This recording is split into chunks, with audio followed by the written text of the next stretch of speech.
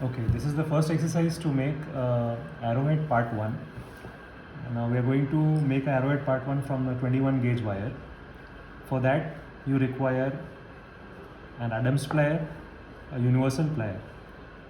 Now what is the difference between an Adams and a universal plier is that this Adams plier has got two square beaks instead of one square and one round beak. So this is the round beak and this is the square beak of the universal plier, and we have two square beaks in the Adams plier. Now first of all, we are going to take a finger length wire, that is a 21 gauge wire.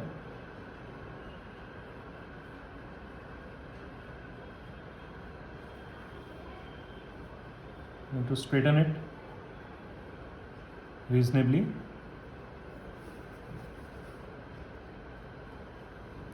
So now you have got a finger length wire which is reasonably straight, and I am going to hold this wire from the Adams clasp in that groove I mentioned here. After holding this, I am going to give a bend in the wire against the square beak. So this bend is now 90 degrees, right? If I want to make this bend acute, I am going to shift the plier slightly and give a bend again. So this is a acute bend. Now I'm going to take less than a centimeter distance from this angle and give a bend again. Again shifting my plier slightly. So now the arms are crossing each other like you do it for the triangle.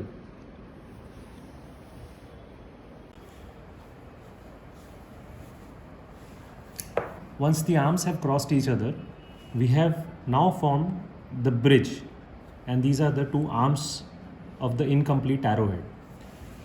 Now to complete the arrowhead, I'll hold one of the arms from this point and give a bend.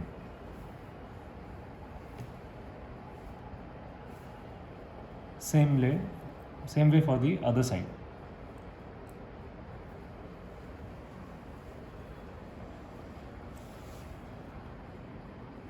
Now this is still incomplete. Now to complete the arrowhead, I'm going to hold this vertical arm of the arrowhead from here. Give a bend down and next bend towards the bridge.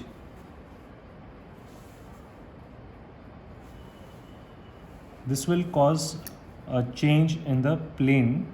So to adjust the plane again. This is still incomplete. I have to compress this arrowhead. Now when I am compressing it, I am trying to hold it as far as possible from the tip of the arrowhead and not the neck of the arrowhead. If I apply pressure on the neck of the arrowhead, it will form a teardrop shape, which is not required. I have to keep both the arms of the arrowhead always parallel to each other and then compress it. So with the help of this thumb, I am going to give an opposing force to this arm so that it doesn't cross the midline, and at the same time I am going to compress it holding it from the tip of the arrowhead as far as possible.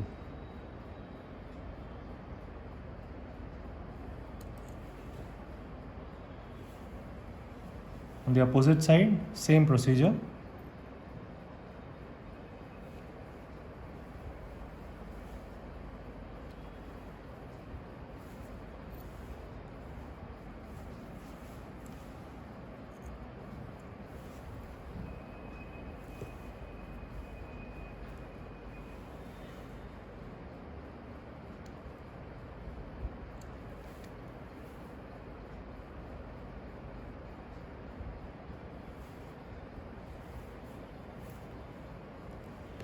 Once this is done,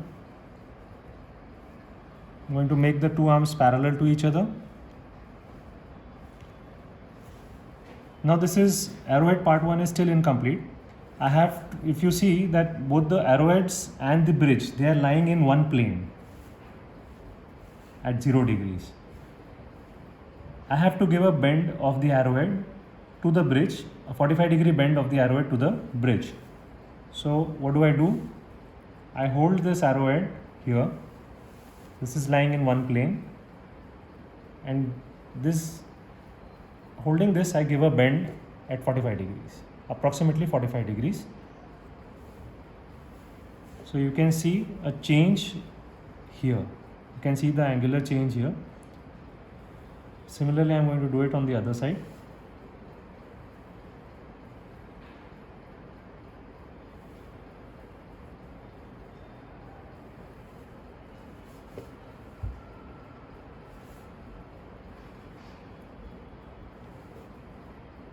So you can appreciate the 45-degree angulation given to the bridge of the arrowheads, making both arms parallel to each other, making sure that this touches the glass slab evenly.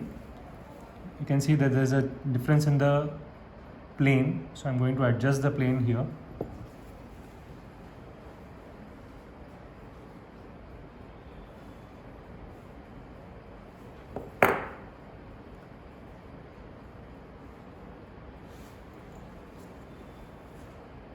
Alright, so this is now a complete arrowhead part 1. You can adjust the length of the arrowhead by cutting the edges.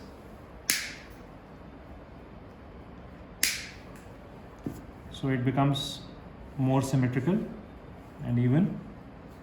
This is your arrowhead part 1.